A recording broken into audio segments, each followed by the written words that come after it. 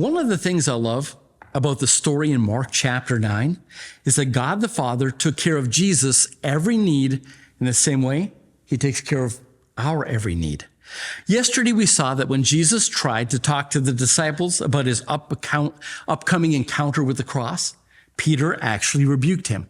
Instead of trying to console Jesus, he's trying to stop him. So what does God the Father do? He sends Moses and Elijah back to earth to console Jesus. Both Moses and Elijah understood what it meant to have people who didn't understand you and openly oppose you. People who at times would persecute you and even call for your death. They could sympathize and talk about the pain, the suffering, the abuse, and ultimately Jesus' death on the cross. They were there for emotional support. Now, the disciples are seeing all of this, and they're both amazed and terrified. And while all of this is taking place, they get a word directly from the Father himself. And the Father basically says, "This is my Son, and you really need to listen to him."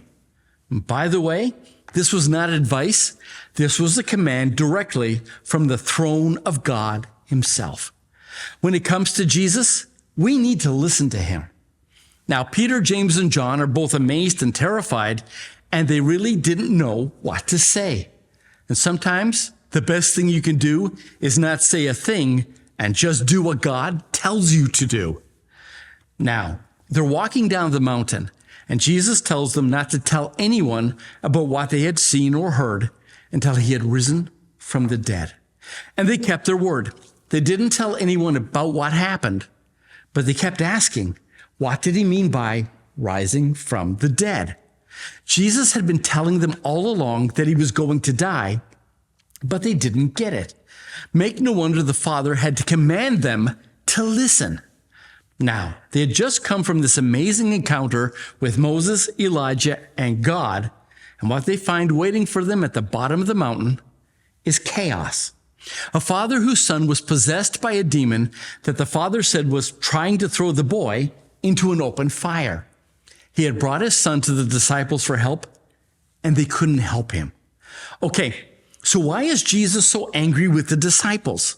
Was it because they lacked the faith to cast the demon out? Here's what I think.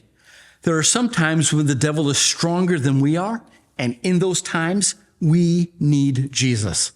And I think that what angered Jesus was that the disciples had not had the faith to come to Jesus to fix what they couldn't. And they left that boy to suffer rather than to turn to Jesus. Jesus turns to the Father and basically says, if you have more than enough faith, meaning more faith than my disciples right now, anything is possible. And the Father did what the disciples should have done.